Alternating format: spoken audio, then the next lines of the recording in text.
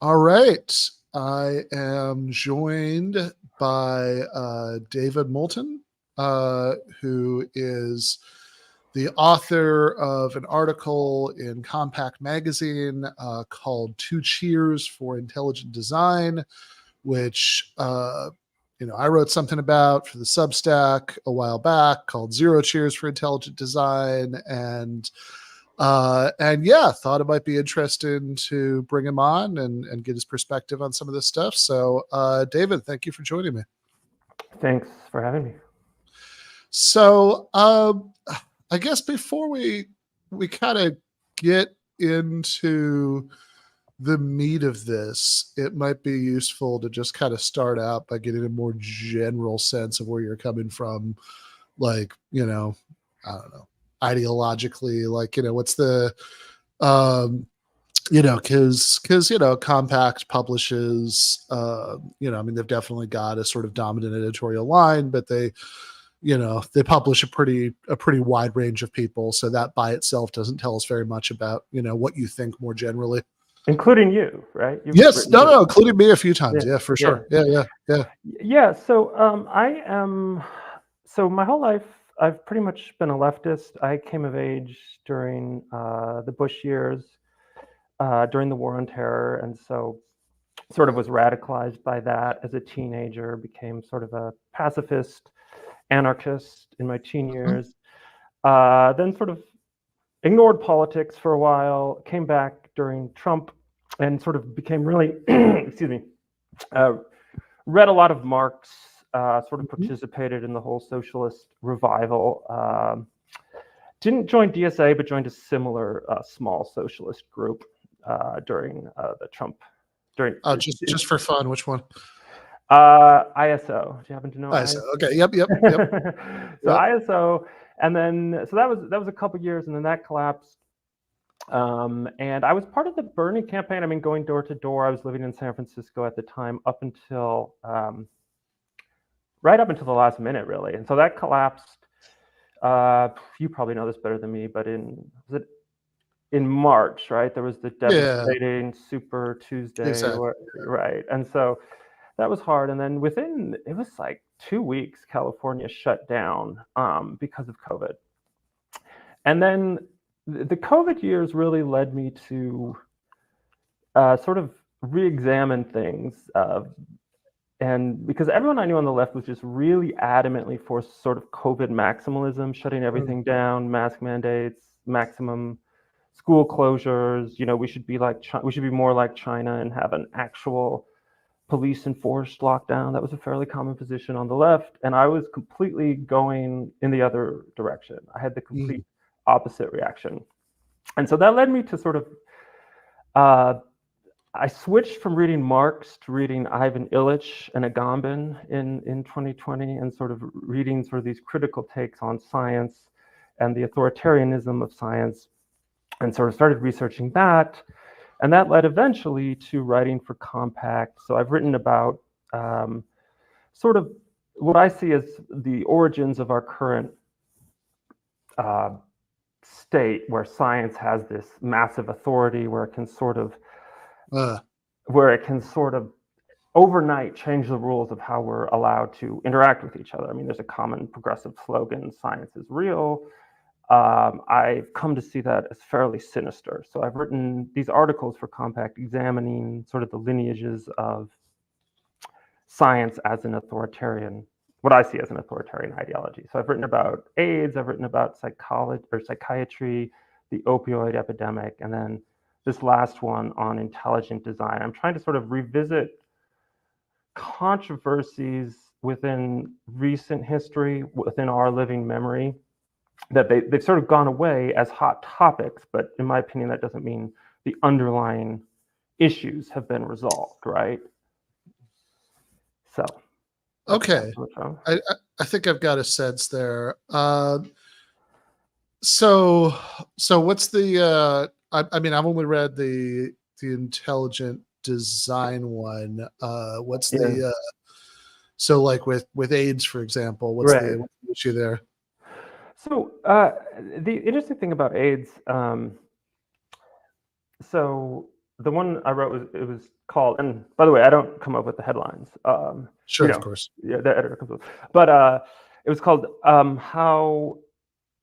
There's one called "How AIDS Politicized Science" and one called "How the Left Became the Shock Troops of Big Pharma." And so, if you look back to sort of the AIDS scare in the 80s, there was this massive campaign to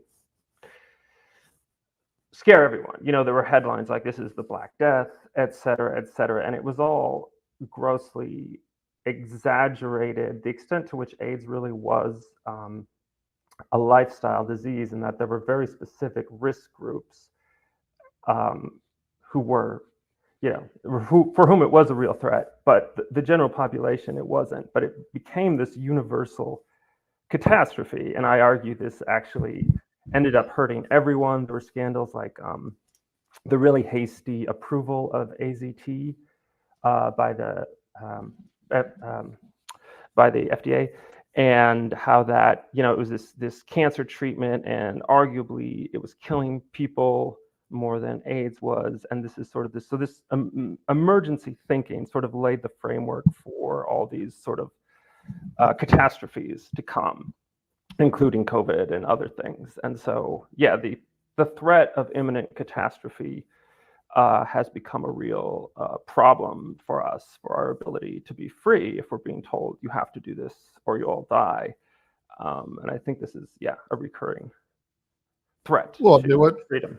What is it that people like that? Like, I understand, like, I understand the COVID version of that. Like, because they're, even though, of course, the United States, not only never came close to China, but, was like, businesses were shut down for like a little while, and there were some completely unenforced, shelter in place orders. But, whether you think it's like good or bad, right? Like whether we, whether your friends in San Francisco who thought we should have gone further, right? Or people like, I'm guessing you thought we already went way too far, were right? That there wasn't, I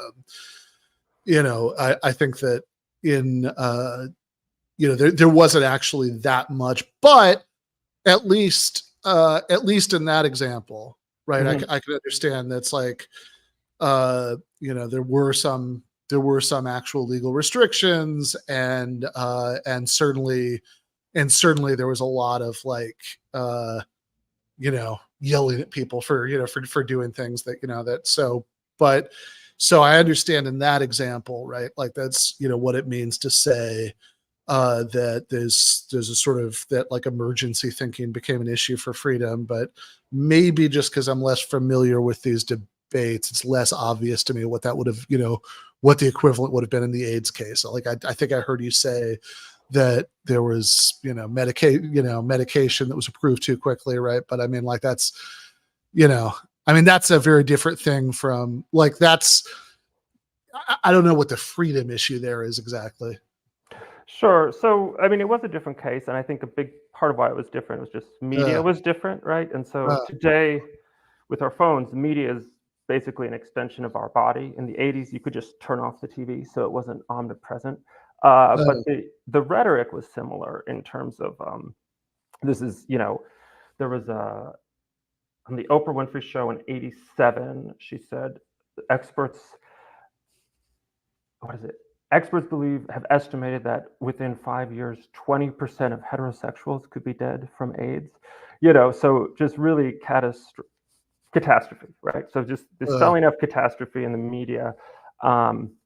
And there's a great book that was published in 1990 called "The Myth of Heterosexual AIDS" by Michael Fumento, that just sort of went into this and laid it out, and just how it wasn't true, but it was this media campaign that was kept alive, and it ended up affecting, just the ability to talk rationally about it became very difficult. I think it wasn't so much in America. Arguably, I wrote about AIDS in South Africa a little bit, and how it did. Where certainly lots and lots of straight people have died of AIDS, no? I mean, sure, but there were campaigns to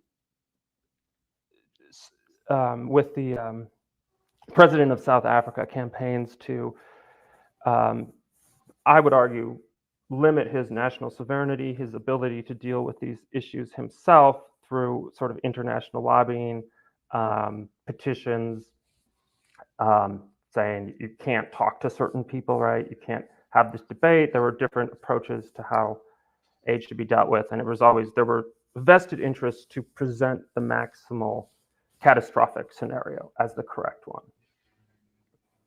Okay. Yeah, I mean, I guess I am curious, like what, like if in terms of South African sovereignty, I mean, what is it that he wanted to do, right? That he's been stopped from doing? I mean, I'm just not familiar with a lot of this. Right. So, well, so there were debates about AIDS. Well, did you follow at all? What's his name? Weinstein, the guy who he brought up Peter Duisberg. So there was this. Sorry, which Weinstein? I'm getting confused. Brett. Brett, sure, yeah. Yeah. I mean, he's a little kooky, but so there was this scientist at Berkeley named Peter Duisberg who his argument was that HIV does not cause AIDS. And Peter Duisberg was this biochemist. He was one of the first to map the retrovirus. And he didn't think it was possible that the HIV virus could cause AIDS. Obviously, this was very controversial. The idea of AIDS as a germ, the germ theory of disease underpins the whole mainstream response to AIDS, right? We need to stop the flow. We need to, condoms, et cetera, et cetera.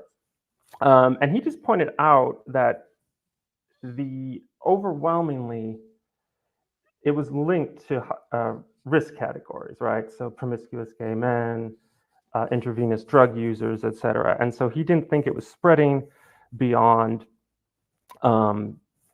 particular lifestyle groups. And then there were sort of moderate positions about this, like the guy who discovered it, the French scientist Montagnier, thought that HIV was a cofactor in the development of AIDS. In other words, it was present, but then other things had to be there to get full-blown AIDS. And AIDS, of course, was many different things. There were different syndromes. So there were all these complicated issues that I think needed to be sorted out in a rational manner that kind of weren't, because there was so much activist, well, for a number of different reasons. There was activist pressure to do sort of the maximalist catastrophe scenario. There were arguably vested interests in the pharmaceutical industry to push the germ theory to the exclusion of other factors and so on. Well, I guess I do want to linger on that point, because this is a fairly common, talking point, right? I mean, people who are, certainly in the context of COVID, people say very similar things, that sort of belief that, vaccines are effective, is sort of, like, well, that's what the pharmaceutical, industry wants you to think. And, I've even seen, I remember years ago, my debate with Charlie Kirk, he kind of hinted at this, he said, that it's, sort of suggesting that it's like, well, if you're not on the side of the pharmaceutical companies, right, you should be suspicious of this. And that's always seemed a little odd to me for two reasons, right? And I want to give them to you and get your take on it, right? And I think this is actually ultimately, I know we're kind of far afield from the evolution stuff, but I think we are going to get there. That one is certainly in terms of like the left critique of the pharmaceutical companies. That critique was never that we didn't think their product worked, right? Like it was like, if anything, the critique assumed that the product worked. It was that they, it's like, well, for example, that, vaccines, weren't being shared with people in poor countries who couldn't afford them, or, that they, weren't being, like supplied for free by the government, stuff like that. Right. So right. that's one thing. And then the other thing is just, it always struck me as a little odd, right? Because it's like, look, whatever your preferred theory is, I mean, unless it turned out that the right view was just that there was like no medical intervention that would have been helpful, that it was just, things were just like incurable, then look, some wacky non-germ theory of disease view could be true, and then surely the pharmaceutical companies could make money off of that, right? I mean, certainly in the case of the COVID vaccine, it's particularly odd because it's like, I think vaccines in general are less profitable than drugs that you have to keep taking forever and things like that, right? But I mean, surely whatever the correct medical theory is, right, there'd be some way of monetizing it, right? So what's the theory for why the pharmaceutical companies want you to think it's like one medical theory, not a different medical theory? Does that make sense? Yeah, no, and I think case by case, there are. I mean, I'm not someone who thinks all medicine is bad, and I mean, I support Medicare for all in the sense of when it's medically necessary. I don't think people, I think people should have free access to medically necessary. But I think defining what is medically necessary turns out to be very difficult. And so I think we see that in sort of this is Ivan Illich's critique of iatrogenesis, right? Which means medicine created illness. And so I think there is a push to medicalize more and more of everyday life. And so we saw that, I think, in the opioid epidemic of chronic pain as something you can take a pill to get over, right? Chronic pain. We saw that. I was born the same year Prozac was approved, so my whole life there's this ambient, everyone's mentally ill, and I think I think mental illness is a case of that. With AIDS, no, AIDS is definitely more ambiguous than that, and I'm not someone who thinks. So Duisberg took a fairly extreme position that antiretrovirals should never be taken under any circumstances.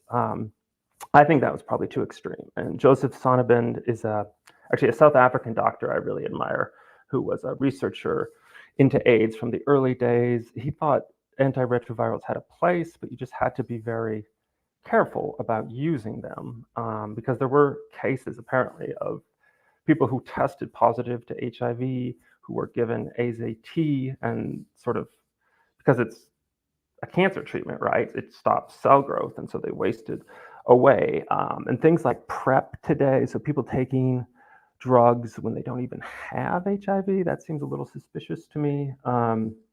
So I think you're right. There are good treatments. Medicine has done marvelous things, but I think what counts as an illness is actually a tricky issue. And I think there are interests. The pharmaceutical company is pushing to medicalize everyday aspects of life. Yeah. Okay. I mean, I get that. Certainly,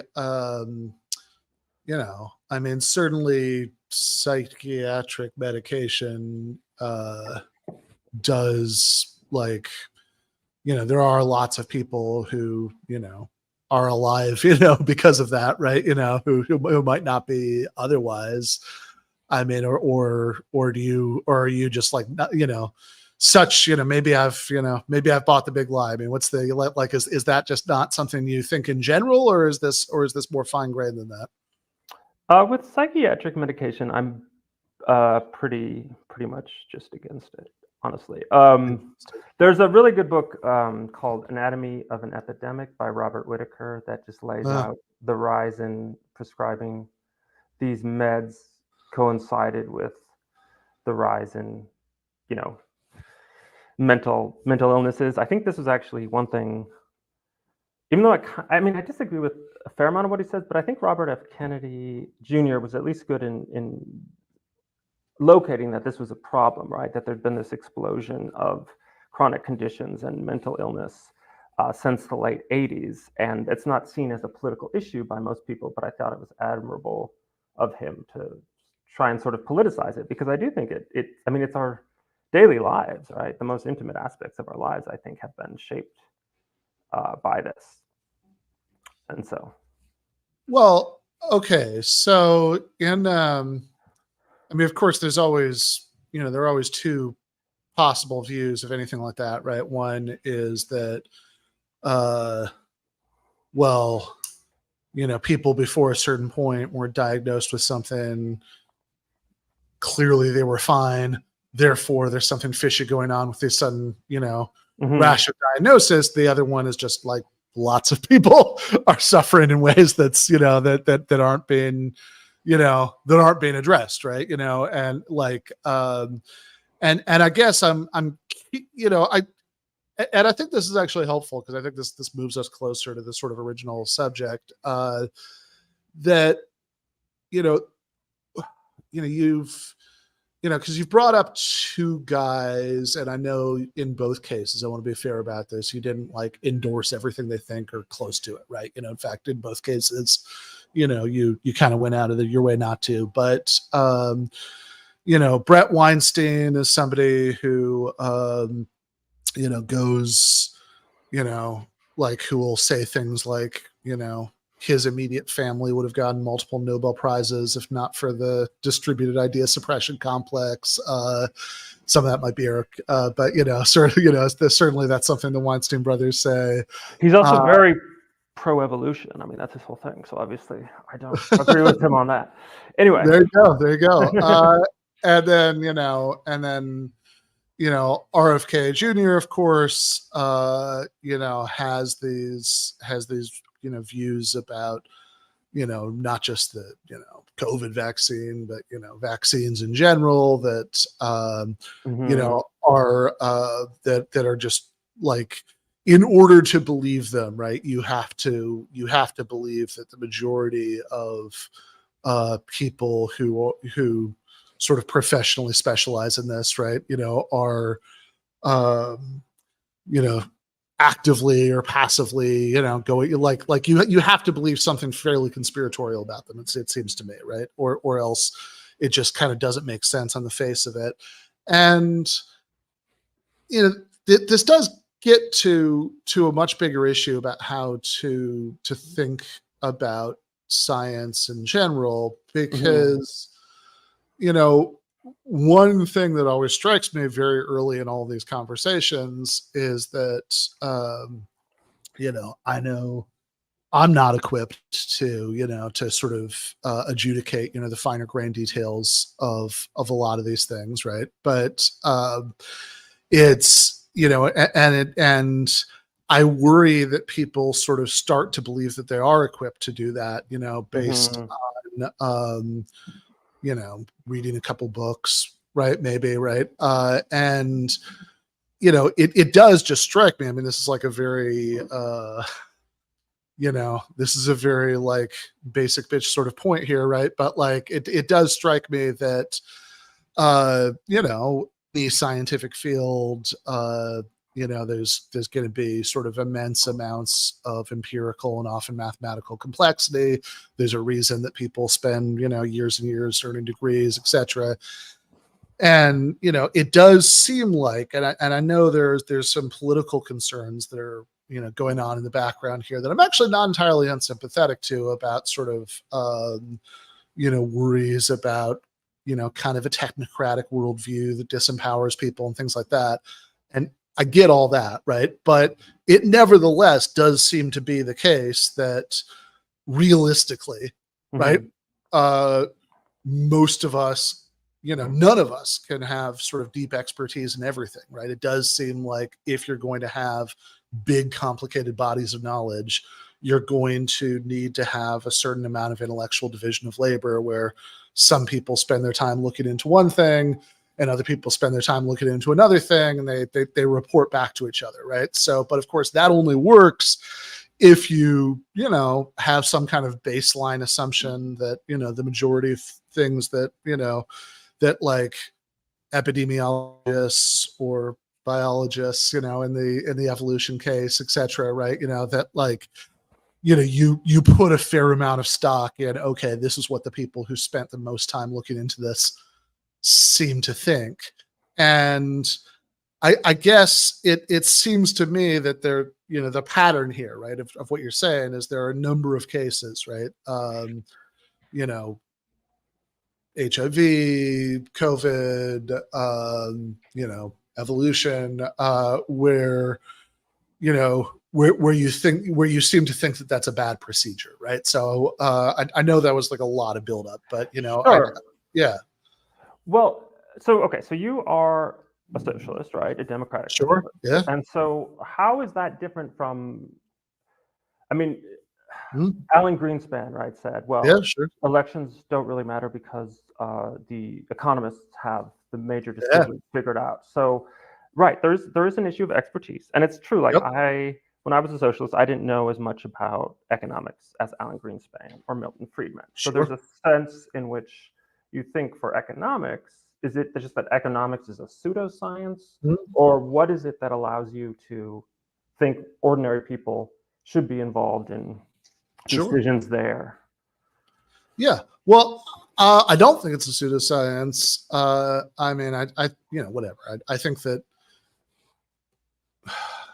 whether you exactly want to call that a science or not, right? The demarcation problem about science and not science is maybe not worth, not worth getting deeply into right now. But but look, I think there's a body of empirical knowledge there that, that does involve a certain kind of expertise, right? I think that's true. Mm-hmm. And I think that in both cases, I think this is why it's really crucial to make fact value distinctions. In other words, you could, people, there are any number of empirical premises that are going to be relevant to political arguments that socialists might have with libertarians or conservatives or centrists. There are definitely going to be empirical premises there that the kind of expertise an economist might bring to the table, right, could be very relevant, right? And I think that you have to take that seriously, right? I mean, I've always been somebody who's thought that if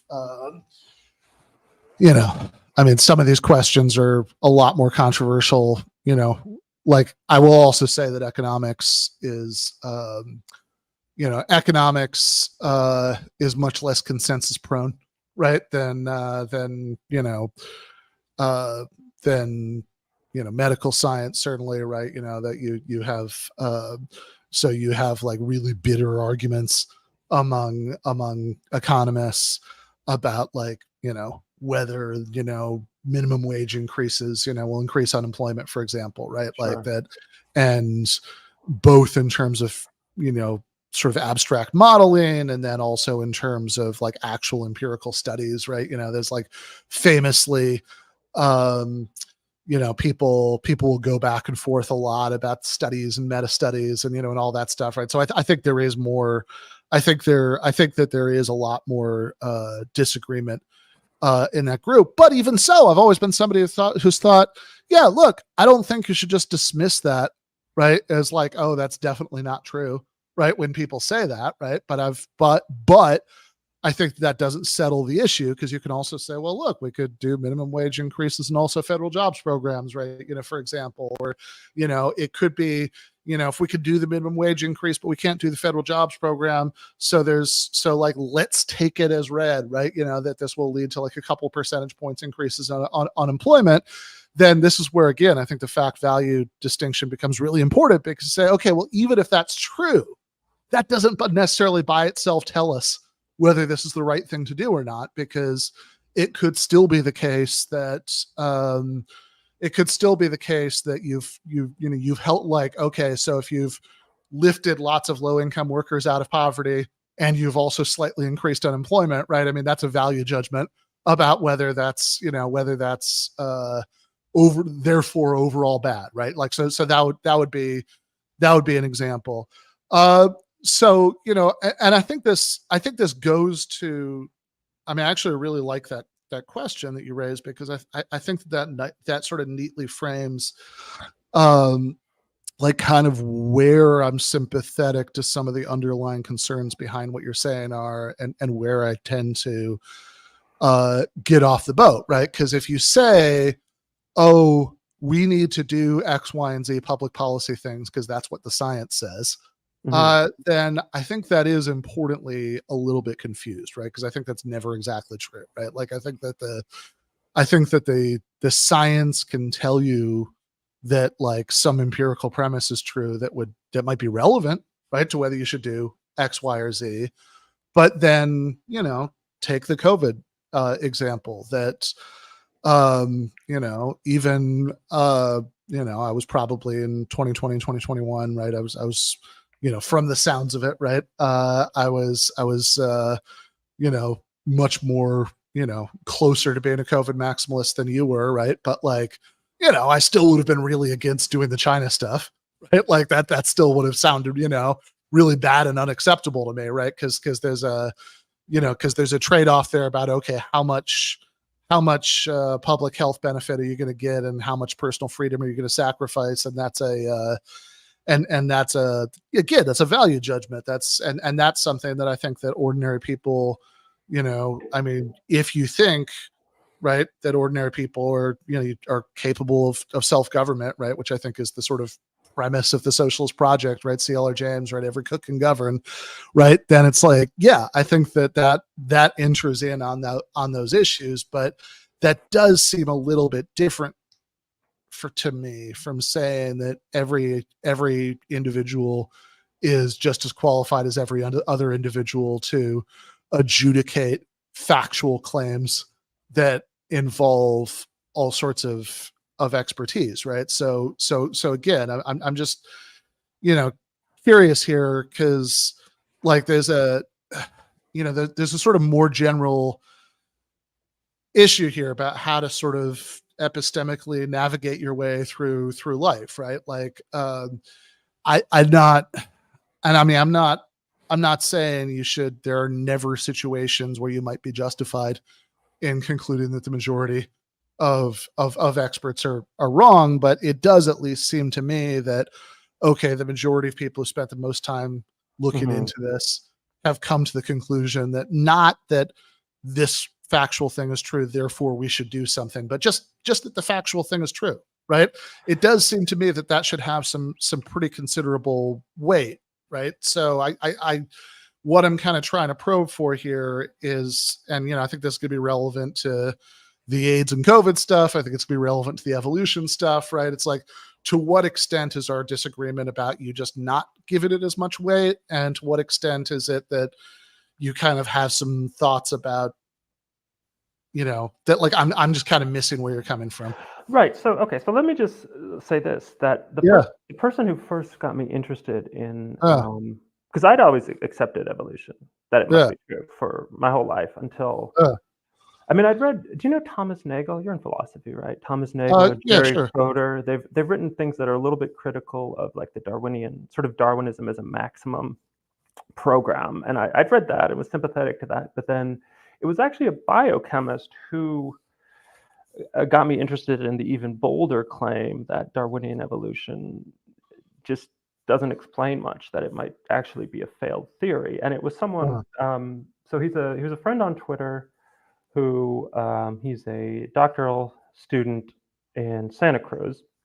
And he showed me his Substack about the flagellum, and he helped me with the research on this piece. And so, yeah, we do have to give experts a lot of weight. And one thing I found in looking into it is sometimes what's presented as a consensus to the public, when you sort of try and dig into the specialized literature, it's actually not as agreed upon as it appears to the public. And so my friend Oleg sort of opened that door for me with evolution. Okay, I guess I'm curious about what you mean by that, because is it that you look into the special, like, because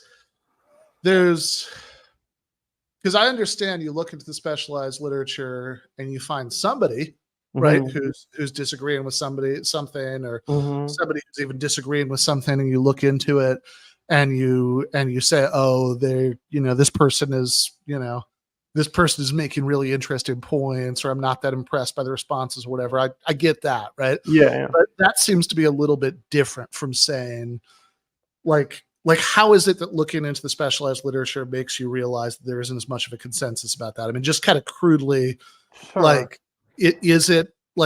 are you seeing something when you look into the specialized literature that makes you think that, it's not true that, whatever, 97% or something of, people who have relevant expertise think that, evolution by natural selection is the mechanism that gets us the variety of life forms we see around the world today. Do you kind of see what I'm asking here? Yeah. Well, I think you just have to, you kind of have to compare arguments. If you read, so there was a book which was sort of the text of intelligent design called Evolution, a Theory in Crisis. It was published the same year as The Blind Watchmaker by Richard Dawkins, right? And Michael Denton is the author of Evolution, a Theory in Crisis. And Denton is not, he calls himself an agnostic, and there's actually no positive argument for intelligent design. It's just sort of a negative critique of evolution. And you look at the evidence he marshals versus the evidence Richard Dawkins marshals in The Blind Watchmaker. And it seemed to me that Denton, he deals with sort of discontinuities in the fossil record. He deals with the complexity of life on the microscopic level, all these different considerations, the improbability of random trial and error, creating these things. And Dawkins tends to uses a computer simulation, right? And so that seems a little suspect to use a computer simulation to prove evolution, because obviously there's design in a computer simulation, the programmer, and so on. And so okay.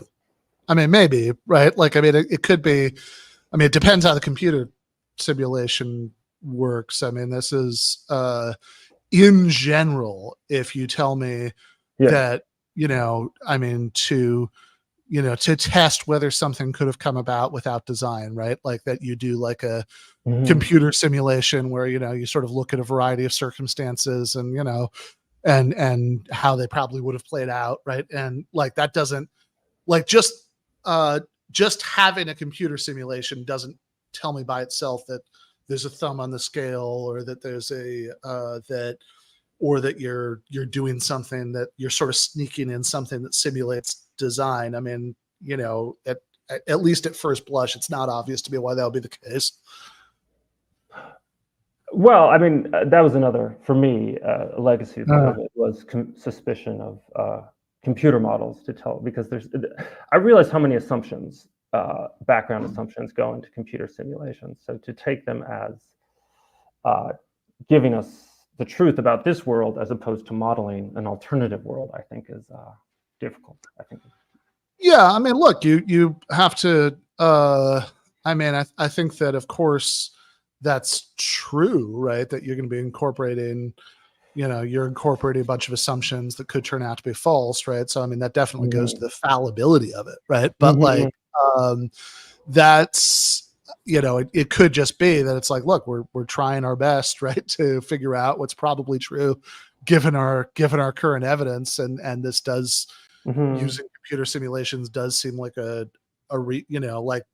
does seem like a reasonable tool to use in doing that. But I just, I'll just say this and then move on, right? I just want to back up to a minute ago, right? Because you said that when you start to look into the specialist literature, you see that things that look like consensus aren't really consensus. And I kind of asked what you mean by that. And it seems like what you eventually got to was, well, you just have to compare arguments, which is fair enough, but does seem a little bit different to me, right? In other words, that, it could be that if the majority of people, maybe a crushingly overwhelming majority of people who sort of know the most about this and spent the most time looking into this think A, but then I looked at the argument for A and I looked at the argument for B, and I still think that B is right.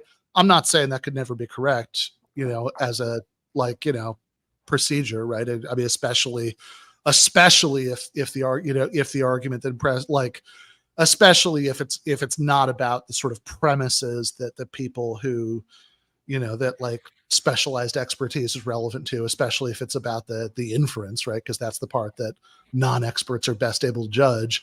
Like, but that, that still doesn't sound to me like what looks like consensus isn't consensus, right? I mean, that still sounds like, oh, well, there is a fair amount of consensus, but in this case, it's being trumped by this other consideration. It's like, yeah, okay, fair enough. But even so, right? Like, yes, 97% of people who know the most about this think this, but there's this, higher order thing that's overwhelming that in this case. Well, okay, so let's say, okay, maybe for argument's sake, let's talk about young Earth creationism. And so I don't take that seriously. So I think we agree on that, right? Like, I don't think Genesis is true, right? There's, it's not a historical document. And none of the people I take, I mean, in this case, I was trying to steelman the case for intelligent design. So I dealt with what I thought were the most sophisticated proponents. But there's plenty. I was in rural Wisconsin last week, and there was a billboard that said, it had the famous diagram of like apes turning into men, and there was like a big X out, and it said truth. So it was like a creationist billboard. And so I'm sure, I mean, maybe they were, but I kind of doubt those people were super sophisticated. Whatever.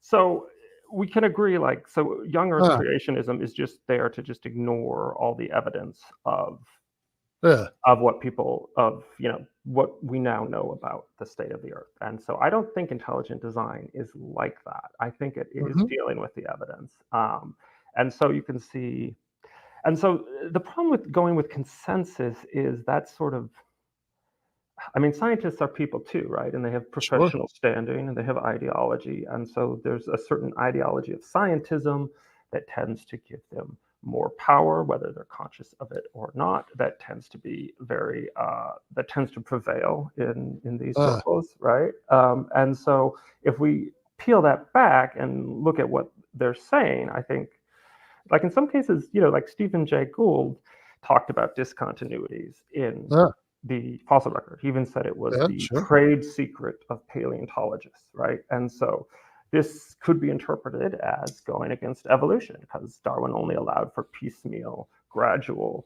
change, right? And so things like that. And even though Gould, he was a nice guy, like a much nicer guy than Dawkins or whoever. So he wasn't as like angry towards believers, but he was still like, no, we absolutely have to teach just evolution in the public schools and so on. But I think that was maybe him overstepping the bounds of his expertise and making ideological judgments in that case. Sorry. So I thought I was following you right up until that last sentence. What's the claim that you think Gould made that overstepped his expertise? Oh, just saying that there was no case that Darwin was definitely correct. I see. Okay. That Darwin was definitely correct. Okay. Even though he thought, well, there's plenty of debate between different schools of Darwinism, different evolutionists, but we still have to. And he said different things at different times, but I think that was his overall. Sure. Yeah. No. Definitely.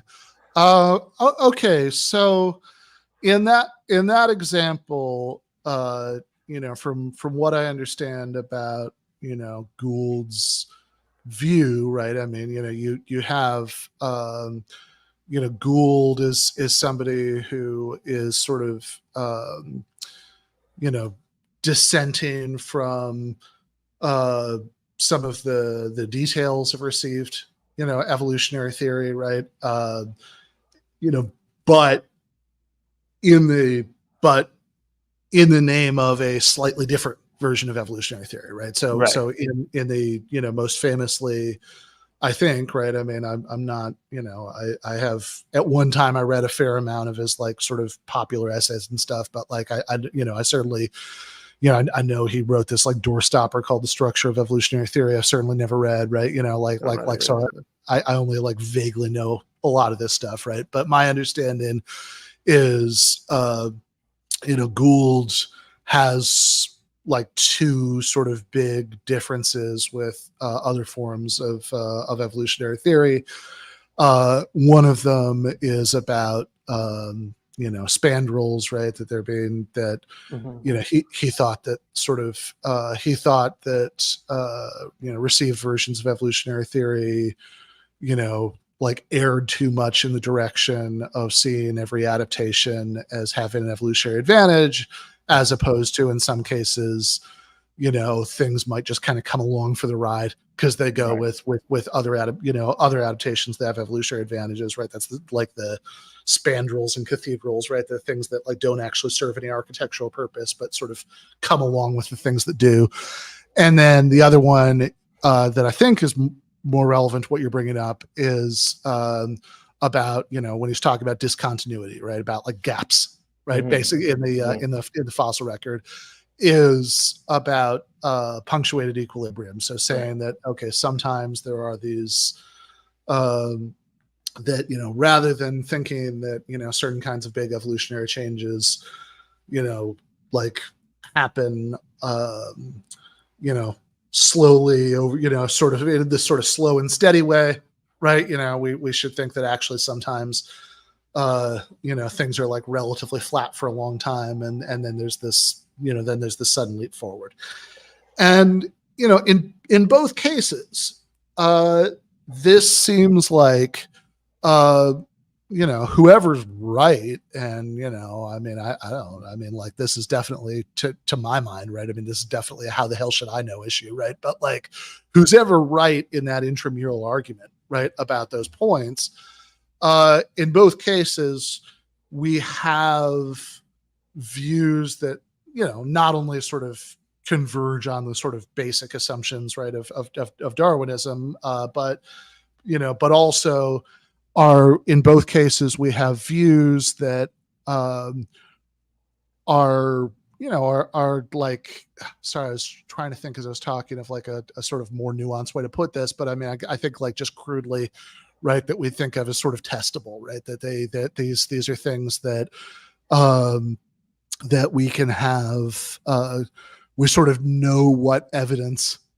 for them, broadly speaking, looks like. It's a little bit complicated, right? But like we can see, uh, it does seem like in principle, like you could find evidence that really supported the idea of, sort of punctuated equilibrium, big leaps forward in the evolutionary process. And you could find evidence that suggested, that some things that people thought, were big punctuated equilibrium leaps forward, actually no, we found a bunch of things, so that undermines it. And this really brings us to the last thing I want to talk about with you, because, I mean, this has all been really interesting, and I hope sort of informative for kind of seeing the difference on this, right? But like what you're actually talking about in your article, right, about intelligent Mhm. design, Right. because it does seem to me that intelligent design is very much not like that, right? Like it's that, um, that the sort of arguments you lay out, and I think you're accurately, from, you've probably read more of the sort of pro ID literature than I have, but from what I understand about that literature, I think you're accurately representing what they say, right? And the arguments you lay out on their behalf in the article are pretty purely negative, right? That there's sort of, they really take the form, well, we can't explain this in evolutionary terms, we can't explain that in evolutionary terms, um, therefore, right, we should believe in intelligent design. And it seems very difficult to see what would count as positive evidence for that. Mhm. And so, I mean, that does seem like an important difference between like the Gould versus, I don't know, Dawkins or whoever, right? Some more like a orthodox Darwinian biologist on the one hand, and, all of those guys versus intelligent design on the other, right? Like it's I mean, it seems like it seems like ID is just this sort of, is just this kind of negative case, that it's like, oh, you can't explain this complexity in biological terms, or you can't explain, you can't explain, I don't know. Whatever. You fill in the, Right, sure. God in the gaps here, God of yeah. the gaps is the Yeah, term, yeah, right? exactly. Yeah, yeah. Yeah.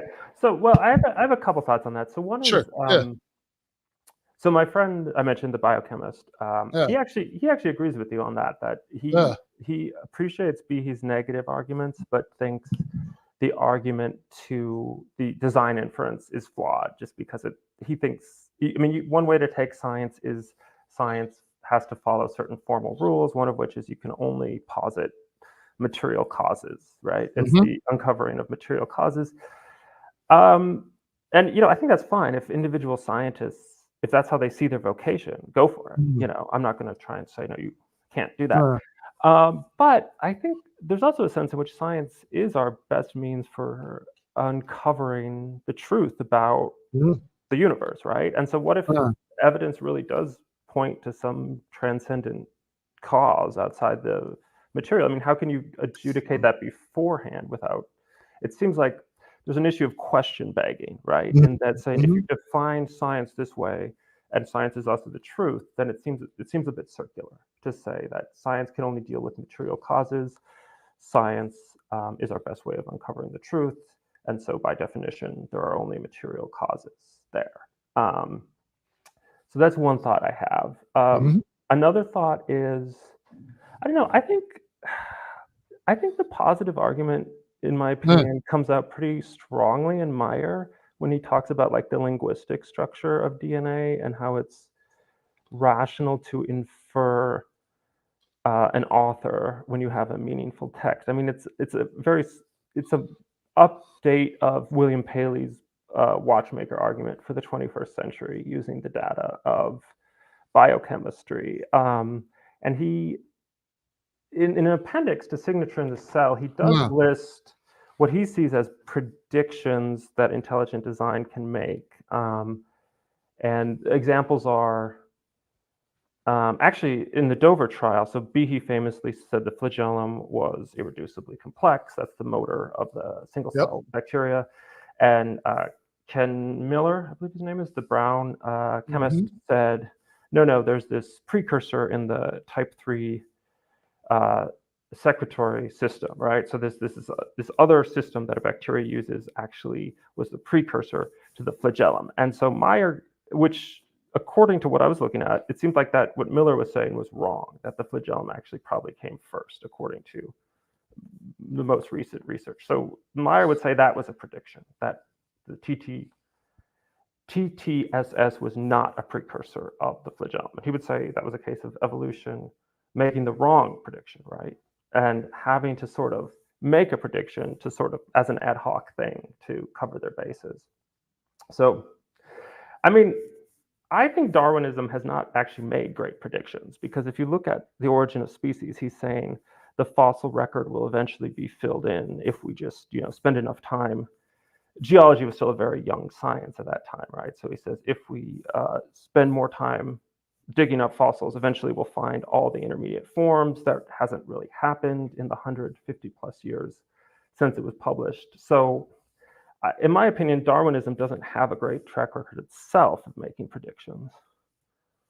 Yeah. So, I mean, certainly in the 150 years, and change since then, there have been an awful lot of intermediate forms, right? Like if you think, like, if Darwin says something, so I mean, it's, we sort of discover, seems like that's a good century and a half of just, from what I know, of discovering new stuff at a pretty good clip.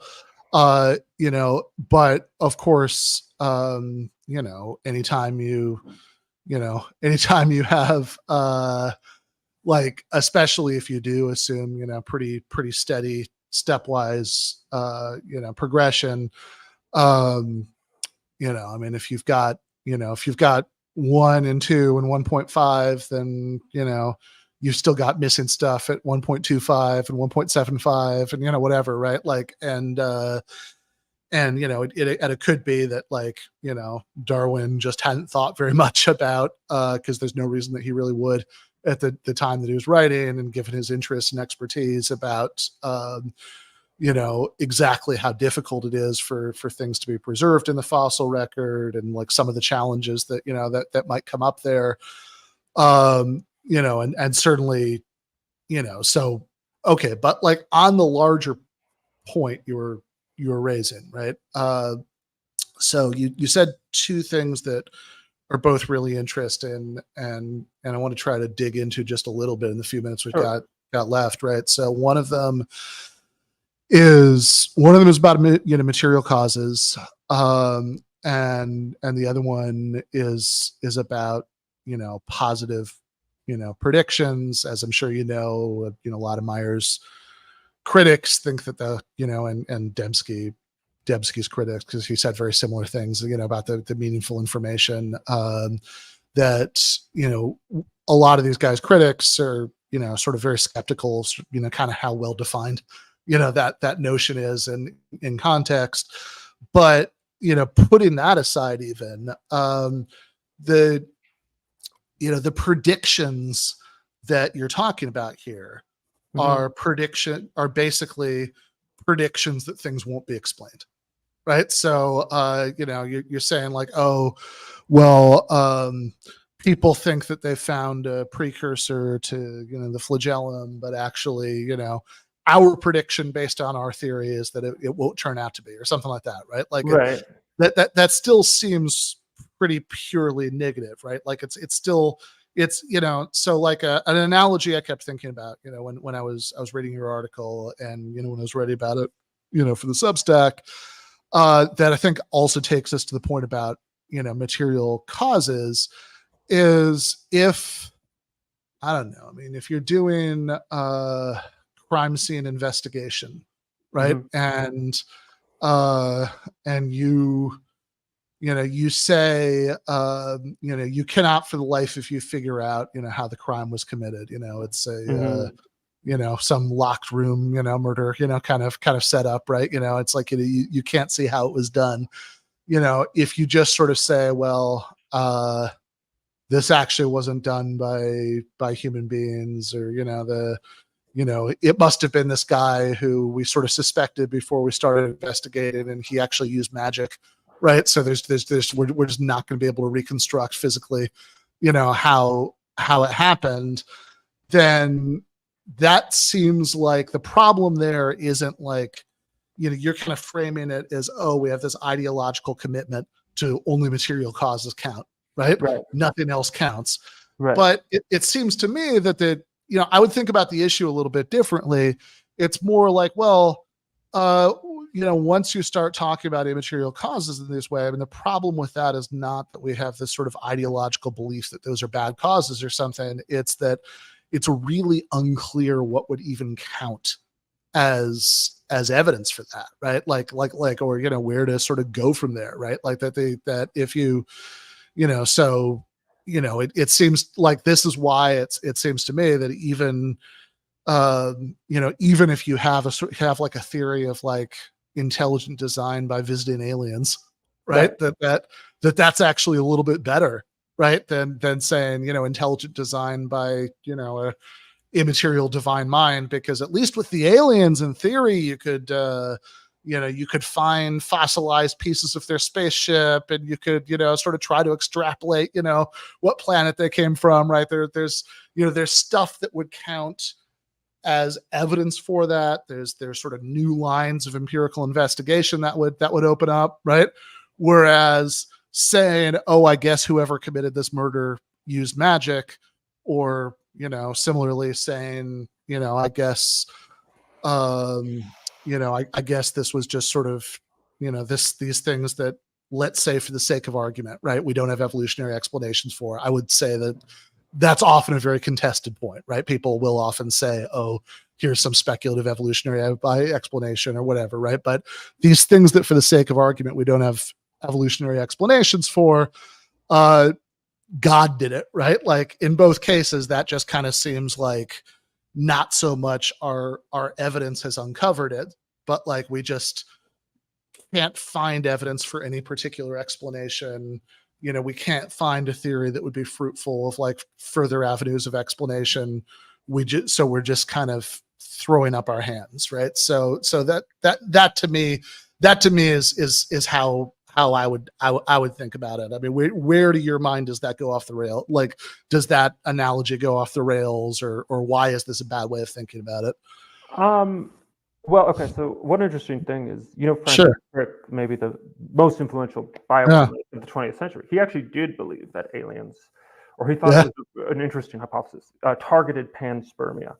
He called Yeah. it, that aliens seeded life here. And there's the Awesome. great British physicist Fred Hoyle, who was looking into Yeah. origin of life and just said this is just impossible that this could have happened by chance, and ended up thinking the comets brought life to Earth, right? And so I think that's very telling that these materialist atheist scientists ended up going in some very wacky directions. So what is it about this problem that leads to such crazy hypotheses, I wonder? And to me, it seems like God is not necessarily any crazier than that. In fact, I think it's arguably more rational because, comets or spaceships, you're just kicking the problem out into space, right? And because then how did life arise in this other part of the universe? It doesn't make sense. Yeah. I guess the question is, so where do you go from there? To phrase it like that, is it that only answers that lead to more questions are relevant? To me, it seems like you're defining science in this sort of formalist way, whereas sort of the common sense understanding of science is just trying to uncover the truth. And I think if there is evidence that points to God or to a creative, intelligent designer of life, I think it's just present the evidence. People can Right. talk about. But what would that evidence be, right? In other words, like, Yeah. is it just that, Mhm. Is the evidence that's supposed to point to that just supposed to be, well, we don't know what the other explanation is, right? Because that does seem, Sure. that does seem important. Like, that does seem intuitively pretty different, right? Like from, if if I can't, if I can't figure out, if I can't figure out, who committed the murder, right, based on the forensic, evidence that's available to me, if I just make up a guy and say he did it, right, like Right. that seems like a bad procedure, right? So it's like, what's the, even if we, like let's even accept, for the sake of argument, the sort of pushing the can down the road, Uh-huh. worry about extraterrestrial, and this is not, I have no particular reason to believe that that things are really as dire as that you need to bring that in. But like, you could still question. It's like, look, it depends. Is the thing that's motivating Crick or whoever in these examples that that there's a sort of in principle problem with life arising in any conditions, or that they just can't figure out how it arose given the specific conditions that exist here, in which case it could, in which case, like a comet or whatever, could actually make sense, because different conditions could bring it about. But even if you say, no way that, no way that life could have arisen in, on Earth, which, and again, it's, I think it's really worth saying, because, in a lot of discussions earlier, we heard a lot, just now, right? We heard a lot about various sort of eccentric views of like individual scientists, right? And you can find plenty of scientists who think, no, I do have some ideas about, how life arose on Earth. I don't think that this is just hopeless, right? But even if, for the sake of argument, it is hopeless, even if, for the sake of argument, right, it just doesn't even help that much, right, to bring in aliens. It seems to me that what you've described is a situation where we don't know, and there's still this really interesting logical leap from we don't know to, therefore, it was this entity for which we, otherwise don't have any evidence, or that we have, we have, it's culturally familiar, right? But I mean, like, it doesn't seem like, no matter how much we're ideologically open to non-material explanations counting, right? Like, it just doesn't, I just don't understand what's supposed to be the evidence that points towards that, as opposed to just a failure of evidence to point towards something else, right? I mean, that still seems like a pretty fundamental distinction. I mean, surely, whether or not this is one of them, right? And I'm sure any biologist, like, I'm sure there are biologists who are listening to this who are jumping up and down because they think it's definitely not one of them, right? And they wish I was saying whatever's in their heads, right? But like, even if for the sake of whether or not this is one of them, surely there are cases in life, right, in knowledge acquisition, right, where the correct answer is just, I have no idea, right? Like that right now, given current knowledge, we just don't understand how, X, Y, or Z came about. And you could always, in principle, say, well, some supernatural entity brought about X, Y, or Z in ways that are just totally inaccessible to us. We would have no way of, sort of studying it. But like, surely that's not generally the right answer, right? I mean, like, if there's some cold case file, you can't for the life of you tell how the murder was done. Surely it's not just generally the correct answer to say, oh, I guess this was divine intervention, right? So like, why is it that in some cases, if you can't figure out, right, what the right explanation is, you should just kind of postulate this supernatural explanation for which there's no positive evidence? Okay, well, I mean, I am sincere in calling myself an agnostic. Yeah. I'm wondering if I should try and make the case for theism. Okay, right fair now. enough. Okay. Yeah. So the case for theism, as I see it, is again, going back to Meyer and Dembski. The Design Inference is a very interesting book. It's very it's written in form. A lot of it is very formal logic style, so it's not an easy book to read.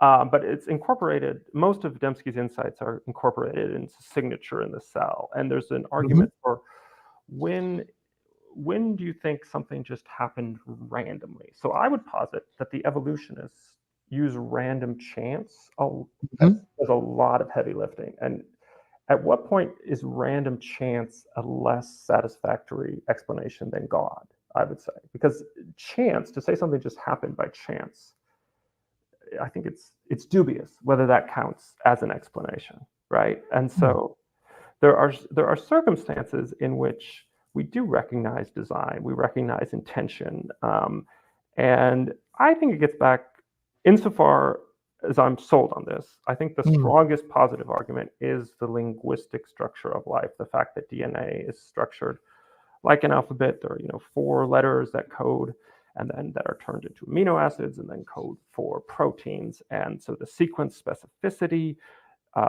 is something associated. We know this, that language is associated with conscious minds, right? The ability to create meaningful sentences. We tend to associate that with conscious minds. If you encountered a meaningful text somewhere, and you encountered it somewhere where you are 100% sure that no human beings had ever been. If you encountered this meaningful text, would you say, okay, it must have just formed by random, I don't know, ink somehow dropping on the paper? Or would you think, okay, I need to re-examine my assumption that no one had ever been here, right?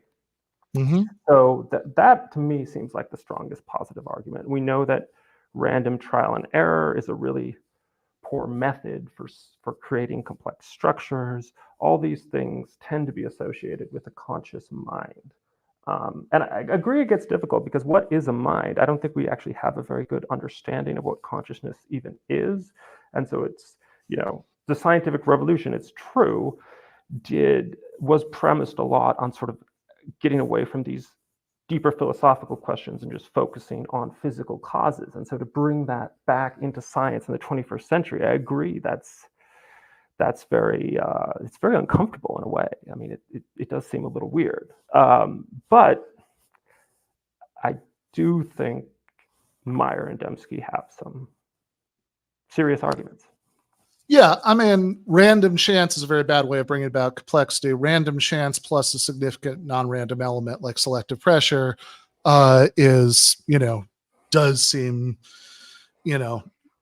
does seem pretty different. And I would say, if you know, I agree with you, right? If you found, you know, if you found writing, right, in a place where humans, you know, that you're 100% sure, you know, you thought you were 100% sure that, you know, humans had never been, then a reasonable next move would be to revisit, you know, the assumption that humans had never been there. But it presumably wouldn't be, right, a reasonable next move to say, okay, I guess humans were there and we can't figure out how they got there. So, you know, they must have just been miraculously teleported there, right? Like, you know, that's, you know, it must have just been that God came down and miraculously transported these humans there, right? Like that seems like an arbitrary leap to me, right? Like you know, because again, it doesn't really feel like that's something that,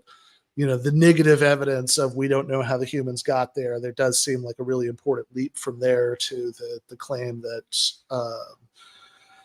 you know, the claim that human beings, the claim that it was a miracle, right? For example, right? Like, or, you know, witchcraft or, you know, whatever, right? And I understand you're an agnostic, right? Like I'm not, you know, I'm not asking this in the spirit of like, you know, I don't know, convince me that there's a God or anything like that, right? Like that's, you know, that would be a misplaced question. But, you know, if we're thinking about, you know, if this sort of part of the stakes, the argument is that, well, is this sort of is there a interesting, plausible scientific hypothesis here, Mm-hmm. right?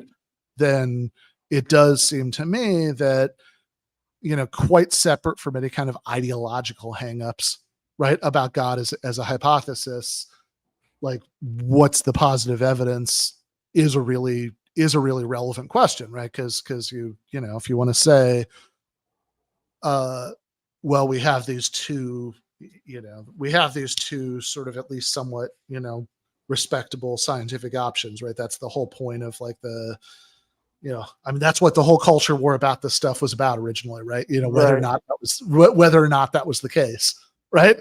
Then, then, you know, presumably you want to say, well, even if you're not necessarily committed to this other one being true, here's some evidence for it, or like, you know, some evidence that suggests it or something like that, right? Like, and it does seem like if we have no reason to believe something other than that, well, we can't think of another way to explain this, right? I mean, that's that does seem, you know, like that does seem to cut against the claim that there's like a you know, that there's like a sort of interesting or respectable, worth taking seriously, right? You know, kind of second hypothesis there. But I worry that at this point I'm repeating things I've already said. So why don't I give you the last word here, and if you want to give people sort of extra, you know, suggestion, you know, reading suggestions or anything like that, right? You can use it to do that too. Yeah, actually, I would love to do that. So I want to recommend, so if you're interested in these issues, but you are, like me, an agnostic or even an atheist, like I think you are, Ben, I'd recommend Evolution, A Theory in Crisis by Michael Denton and The Deniable Darwin by David Berlinski. And these are just make a very strong, in my opinion, negative case for this. And I think these books are important because they allow us to approach this issue without all the baggage of the early 2000s culture war, right? And I think that's, even though inevitably they get sucked into that, nonetheless, if you can approach this with fresh eyes, I think you might find some really interesting things. All right, so, fair enough. Thanks for coming on and doing this. This was interesting. I personally will, I don't know, maybe this isn't that surprising. I wrote a book about Christopher Hitchens, you know, but like I think that I kind of miss everybody talking about this stuff. Like I actually thought that was pretty interesting. So so thanks for giving me an excuse to spend spend an hour and a half talking about this. All right. Thanks a lot.